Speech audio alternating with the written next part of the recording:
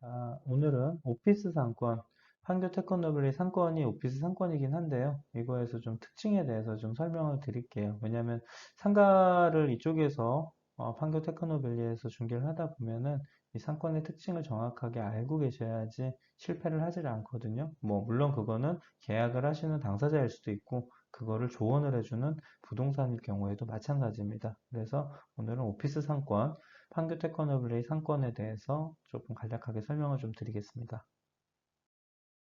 자, 오피스 상권이라는 게 뭘까요? 자, 뭐 특별하게 어려운 건 없어요. 그냥 주위의 상가들, 그러니까 이런 상업시설의 고객층이 뭐 집이나 아파트에 거주하는 사람들이 아니라 회사원들이 이제 뭐 실질적으로 상권을 움직이는 거죠.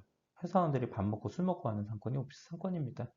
그러면은 거주자 상권, 아파트 상권의 주 고객층들은 주택 내지는 거주자의 구성원들이잖아요, 실질적으로. 근데 뭐 예를 들어서 역세권 상권의 거주자와 뭐 유동인구 그 동네에 이제 뭐 역세권, 역을 이용하는 전철을 이용하는 그 동네 유동인구의 상권인데 오피스 상권은 거주자 그러니까 그 동네에 사는 사람이 아니라 역세권 왔다 갔다 하는 사람이 아니라 실질적으로 뭐 우리가 흔히 아는 사무실에 근무하면서 이제 그 상권을 형성하는 건데, 뭐 서울의 여의도 상권, 뭐 강남 테헤란로, 뭐 구로의 가산 디지털 단지, 테크노밸리 이런 데를 오피스 상권이라고 하는데요.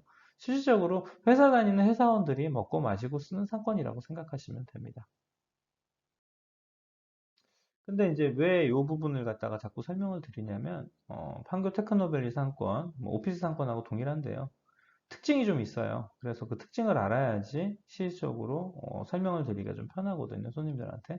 자, 첫 번째는 뭐냐면은 주 5일 상권이다. 자, 월요일부터 금요일까지 지금 일을 하고요. 월, 화, 수, 목, 금.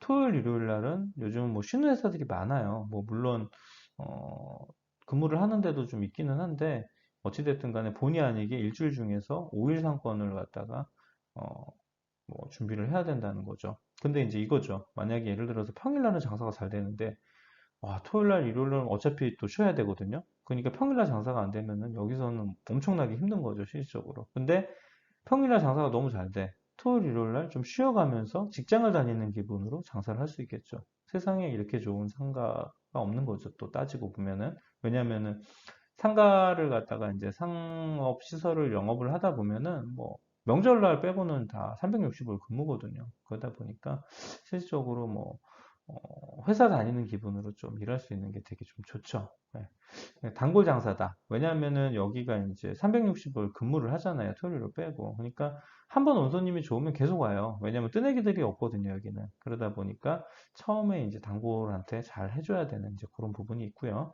그 다음에 테크노밸리 같은 경우에는 여기가 연령층이 좀 어리는데 구매층이 보통 20대 후반에서 40대 초반이 가장 많아요. 물론 그 이상도 있기는 하지만 주 고객층이 그렇다는 얘기입니다. 그리고 굳이 따지자면 남성과 여성의 비율 중 남성이 좀 더 많은 것 같아요. 제가 보기에는 뭐 7대3, 8대2.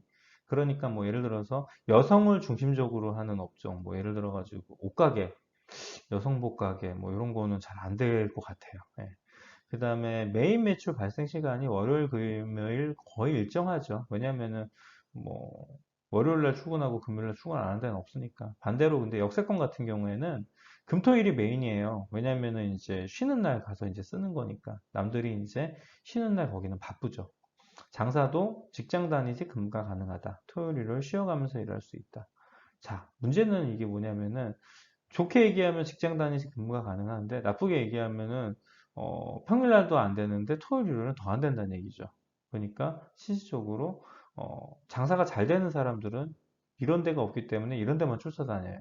근데 테크노밸리 같은 데서 장사를 못 하시는 분들은 사실은 다른 데 가서 장사를 하도 좀 쉽지는 않은 거죠. 항아리 상권이라 회식을 멀리서 하기 어렵다. 1, 2, 3차 가능. 자, 이게 무슨 얘기냐?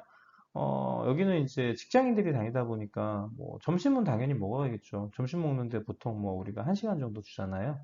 차 타고 나가서 먹는 건 뭐 가끔은 가능하겠지만 매일 갈 수는 없고요. 회식을 하는데 뭐 버스 대절해서 나갈 수가 없죠. 그러다 보니까 우리가 뭐 저녁 먹고 그 다음에 이제 끝나고 맥주 한잔 마시고 뭐 당구장 가고 그 다음에 뭐 노래방 가고 여기까지는 돼요 저희가. 그러니까 11시, 12시까지는 영업이 가능한데 그 이후에 더 먹는 건 모르겠지만 뭐 예를 들어서 판교 테크노밸리 같은 경우에 룸사롱 같은 건 없어요, 이쪽에. 왜냐면 업종 제한이 있어서 들어올 수가 없거든요. 근데 그런 거 가시려면은 뭐 이제 12시 넘어가지고 이제 택시 타고 이동을 하셔야 되는 거죠. 그리고 여기에 이제 가장 큰 강점은 경기가 좀 어렵잖아요. 실질적으로 요즘 같은 경우. 근데 뭐 점심은 먹어야 될 거 아닙니까? 경기가. 그러니까 좀 경기의 영향을 좀 그나마 덜 받는다는 거죠. 돈을 버시는 분들에 대한 상권이니까. 그리고 마지막으로 구내 식당이 있는 건물들도 있지만, 뭐, 예를 들어서, 넓은 부지에 비해서 그 인원을 다 수용하기도 어렵고요. 구내 식당을 좋아하시는 분들이 의외로 많이 없어요. 저 역시도 식판 들고 밥 먹는 거 별로 안 좋아하거든요. 뭐, 비 오는 날은 뭐, 먹을 수 있겠지만, 매일 저는 구내 식당 이용하면은 저도 안 먹을 것 같아요. 왜냐면 거기서 뭐, 1,000원, 2,000원 더 주면은 갖다 주는 밥 먹을 수 있고 조금 더 맛있는 거 먹을 수 있고 내가 먹을 수 있는 거 먹을 수 있으니까 그래서 판교 테크노밸리 상권은 이런 장단점이 있다라는 걸 좀 인지를 하고 들어가셔야지 됩니다.